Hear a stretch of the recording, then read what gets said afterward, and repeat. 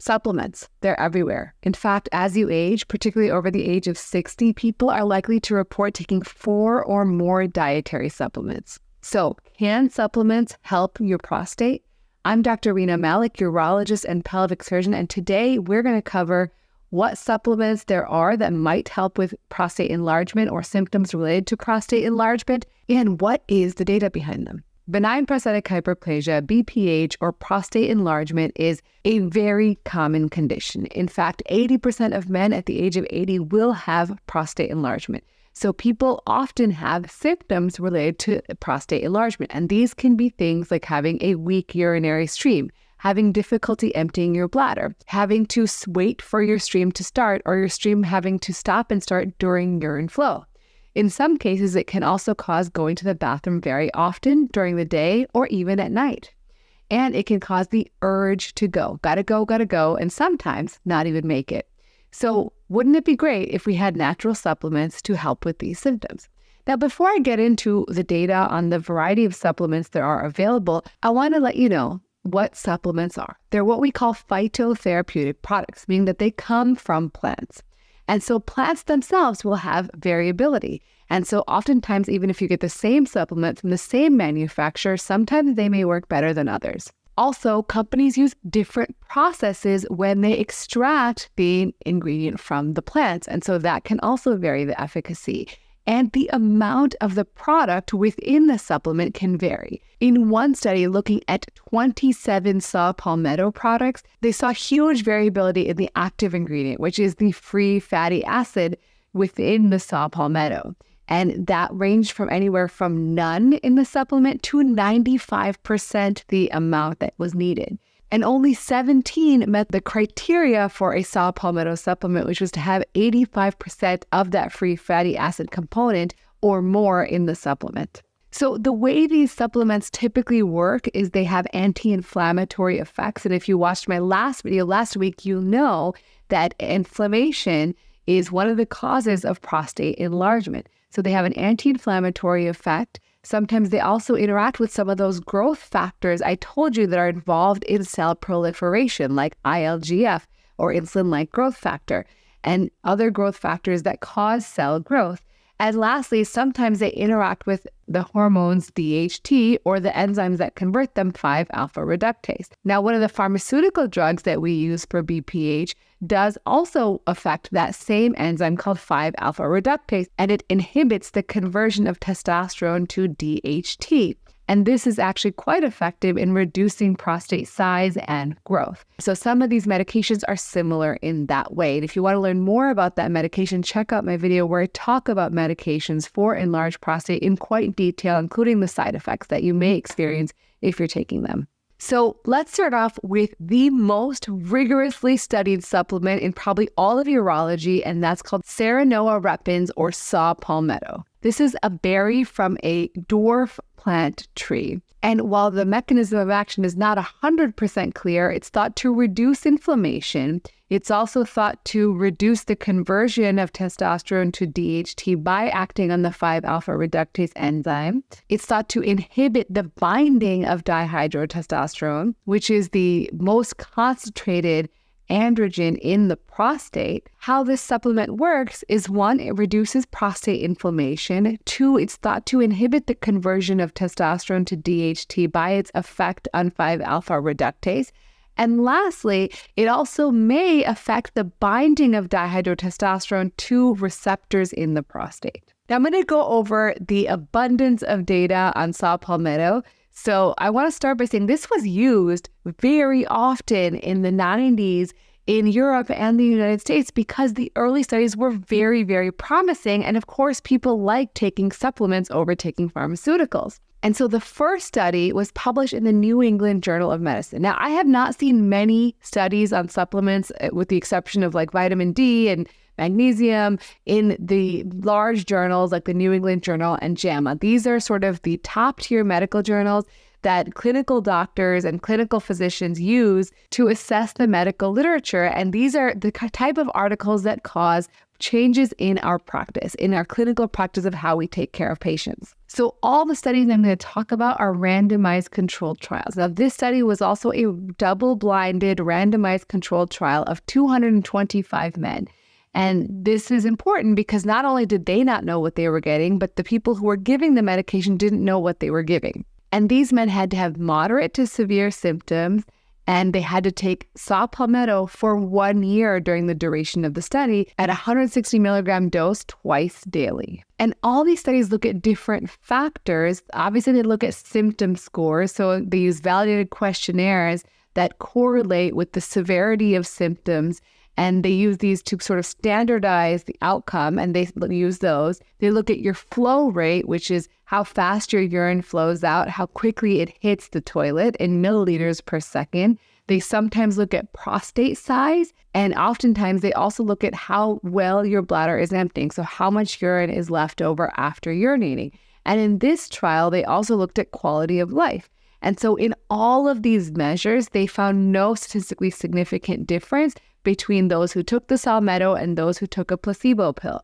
Now, the reason I've said this many times, the reason these studies are so important is because every time you take a pill, there is a placebo effect, meaning you think it's going to work and your brain is quite powerful and it will tell your body that your symptoms are better, or it may help even with some symptoms, but it's all based on just a placebo. There's no active ingredient in that pill. And so it's important to differentiate what is a placebo effect and what is a true effect of the actual treatment that you're giving. So in the next study, which was published in JAMA, the Journal of the American Medical Association, in 2011. Now, this was also a double-blind randomized controlled trial. It was over 11 different centers in North America, and it recruited over 300 men. And in this study, they were dose escalated, meaning that they started with getting 320 milligrams a day of saw palmetto, which is the same that they were getting in that last study. They then increased the dose to double that and then triple that to see if there was any difference. And they followed the study over 72 weeks. So it was not a short study. And what they found over those 3 years was that there was really, again, no statistically significant difference in all the parameters that they investigated. Now, remember, the last study in the New England Journal was moderate to severe LUTs. This study was actually a group of people who probably had more mild symptoms. They were younger overall, they were less symptomatic, they had better flow rates, and lower PSAs. Now, PSA is a blood test that is often used for screening of prostate cancer, but it also can be used as a surrogate for prostate size because the larger your prostate is, the more PSA it makes. This has also been studied so much that they created what's called a Cochrane Review. Cochrane Reviews are sort of a well-respected organization, the Cochrane Review organization, that creates systematic reviews of all the data and literature. And in fact, saw palmetto went through, I think, 3 Cochrane Reviews, the last one being in 2012, because once they saw this new JAMA article, they had to incorporate it into the systematic review and analyze all the data from all the studies together to come up with a definitive plan. Is saw palmetto actually helpful? In this review, they include 17 randomized controlled trials with over 2,000 patients. These patients were about 64 years of age. Most of them were white,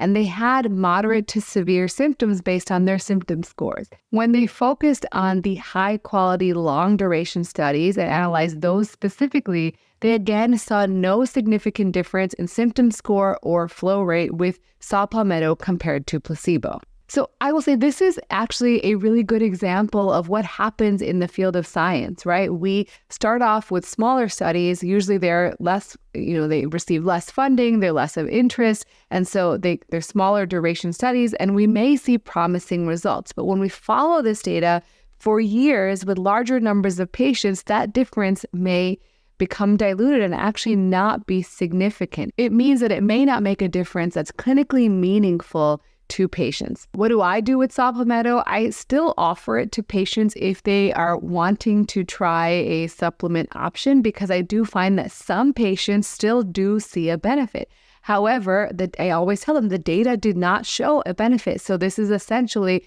maybe a drain on your wallet and may not be helpful. But for some people, they would much rather take either that or take that with other medications to avoid a surgical procedure for an enlarged prostate. And again, this is about what you want and what you need. Now, saw palmetto is generally very, very safe, has very little side effects. It can affect blood clotting, so if you're going to have a major procedure, generally it's a good idea to stop it 2 weeks before. But otherwise, it's pretty safe. Most people tolerate it pretty well. And I will say that generally speaking, any supplement or anything you take can have GI side effects, so nausea, vomiting, changes in bowel habits. So if that occurs with anything, obviously you can stop it and make sure that those symptoms improve. And if they persist, that's important to see your primary care doctor to make sure it's nothing more serious. The next supplement is called Pygeum africanum. Now, this is from the bark of an African cherry tree, and the fruit that it produces are African cherries or African plums, however you want to call it, but that's where the word Pygeum comes from. And this works by a multitude of actions. First off, it reduces 5-alpha reductase activity, so it prevents the conversion of testosterone to dihydrotestosterone. It also inhibits the androgen receptor from binding so that it reduces signaling. And by that way, it's supposed to reduce prostate cell growth. There was also so many studies on this that they also had a Cochrane review that was published in 2002. This also included 18 randomized controlled trials with over 1,500 men. And however, it's important to note that these studies were really short in duration. It was about 64 days.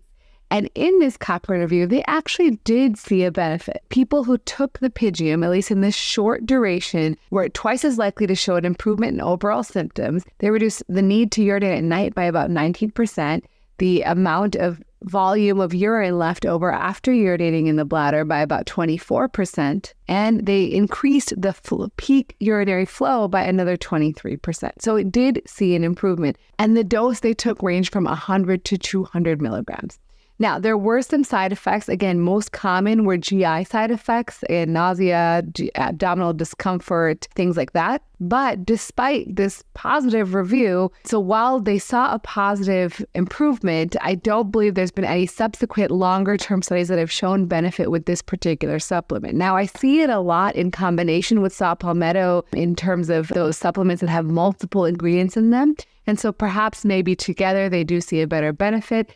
But generally speaking, like I said, these studies are really small. The outcomes were not standardized. It was a really short duration, so hard to tell if it's really going to help in the long term. And generally speaking, when you take supplements, that's usually not a quick onset. Like when you take a pharmaceutical medication, those are really sort of concentrated to have just the active ingredient in them. And so they work a lot quicker. Whereas supplements, you generally have to take a couple months or at least a month to see a true benefit. So I'm not really sure if this would be replicated in longer term studies. The next supplement is called cucurbita pepo, or pumpkin seed. And so pumpkin seed usually comes in an extract, either an oil or a supplement pill form. And it works by, again, affecting the 5-alpha reductase enzyme. It also has a huge anti-inflammatory component.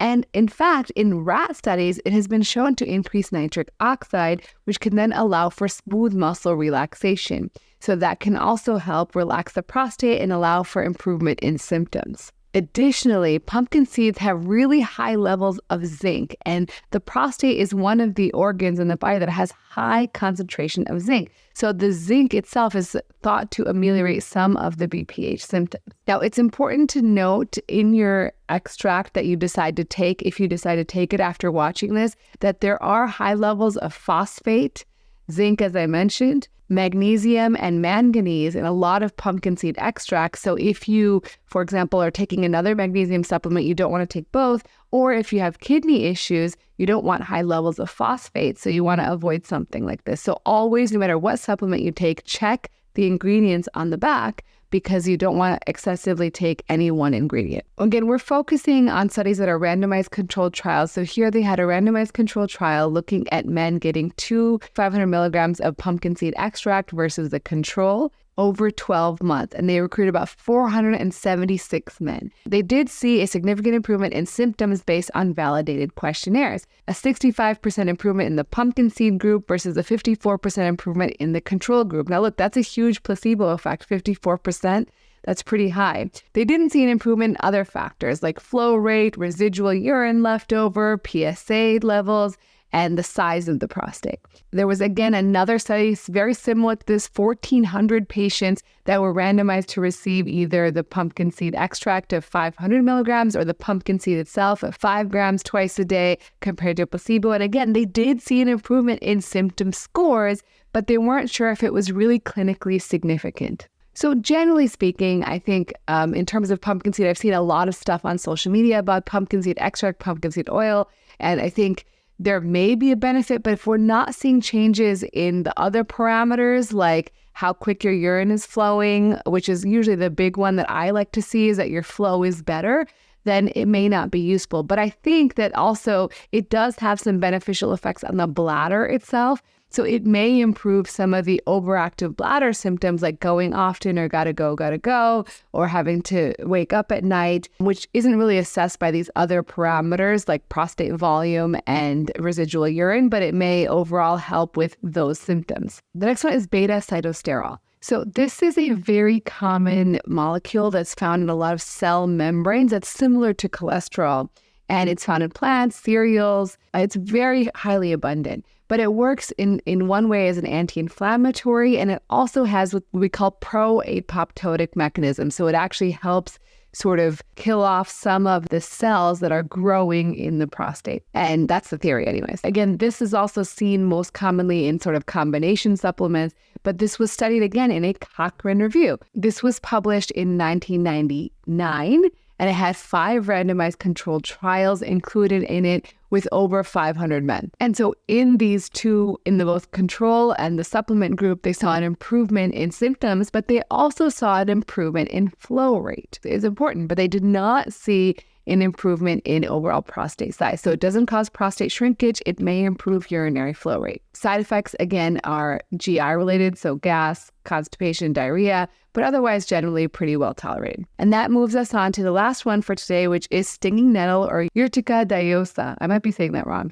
So this is a perennial plant that's usually found in damp soils and abandoned fields. And typically people will use the root extract for the benefit of BPH symptoms. So similar to beta-sitosterol, it has anti-inflammatory and anti-growth, essentially, factors. It will inhibit some of the growth factors that are responsible for BPH growth. It may even inhibit the connection of sex hormone binding globulin 2 receptors in the prostate itself. There was no good high-quality study with stinging nettle by itself, but there was one where it was combined with saw palmetto, or in the study called sawball fruit. In the study, they were randomized to receive 160 milligrams of saw palmetto with 120 milligrams of the root extract of stinging nettle twice a day compared to the placebo. And they followed these people for up to 48 weeks. And after 48 weeks, they were then all given the active supplement to up to 96 weeks. And so based on this, they again saw an improvement in symptoms and urinary flow rates with both together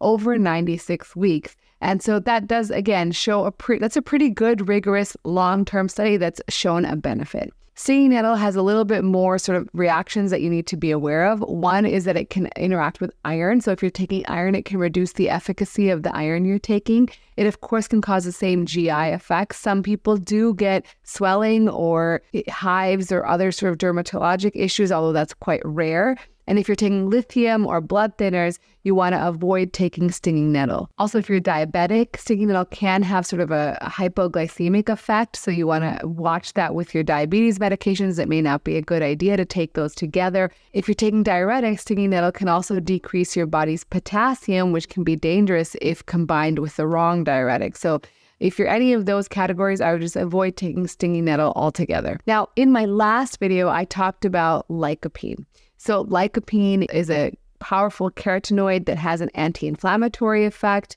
It also is a strong antioxidant, and it can slow prostate growth by the way it interacts with certain growth factors like IGF-1 to help reduce the growth of the prostate. So in terms of studies with lycopene, there's no randomized controlled trials on lycopene by itself. But there have been reviews looking at sort of all the published literature, and I will say it's extremely variable. they've seen doses from anywhere to 10 milligrams twice a day up to 500 milligrams twice a day. They followed people for up to 6 months, and they've done it on a large number, about 2,000 patients, if you look at all the data together, and they've shown some benefit. But again, these studies are really variable, and you cannot confirm this without a randomized controlled trial. So until there are randomized controlled trials that go head-to-head with lycopene and placebo, it's really hard to say if this truly works. And if you are going to try lycopene, I'd say start with the food grade first rather than taking supplements. So add some tomato paste into your diet, or tomatoes, or watermelon, or any other food that has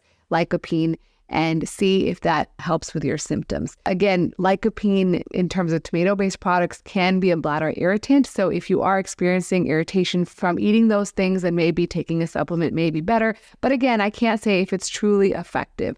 The only randomized controlled trials we have, as I mentioned, are with other things like saw palmetto and selenium, where they did see a benefit. And also just know that lycopene can affect blood clotting. So if you are taking lycopene, to stop it a couple weeks before surgery so that you don't have any adverse bleeding during surgery. So in terms of BPH, these are probably the most rigorously studied supplements, and the one that has the most data is saw palmetto. Ultimately did not show a benefit, but still I think highly used, and it does help for some individual patients. And then the other ones, there's some data, but not as robust as saw palmetto. And ultimately, I think if you are having bothersome BPH symptoms, of course, my concern is your quality of life and improving that quality of life. And so if these supplements help you get there, that's great. There's also, of course, a number of medications that you can take or procedures that you can get done if it's becoming too bothersome. Really, the biggest concern as a urologist is that over time, when you have a large prostate blocking the bladder, it can affect bladder function. It can make the bladder not squeeze as strongly as it used to because it keeps pushing urine through the prostate for years and years, which can create a problem. And so in terms of that, if your symptoms are getting worse or you're having symptoms very young, I encourage you to consider doing something to alleviate those symptoms and either start medication or consider a procedure, because you're young and you've got many, many years to live, and it could become a problem as you age. But at the end of the day, we just want you to feel better and hopefully live a happy, healthy, and fulfilled life. If you're enjoying this content, please be sure to subscribe to my channel and consider being a premium member. Every month we do Ask Me Anything episodes on the premium membership that will be from questions only from premium members. We also offer early access to all our podcast episodes that are ad-free. So check it out at rinamalik.supercast.com. We look forward to seeing you there. Thanks.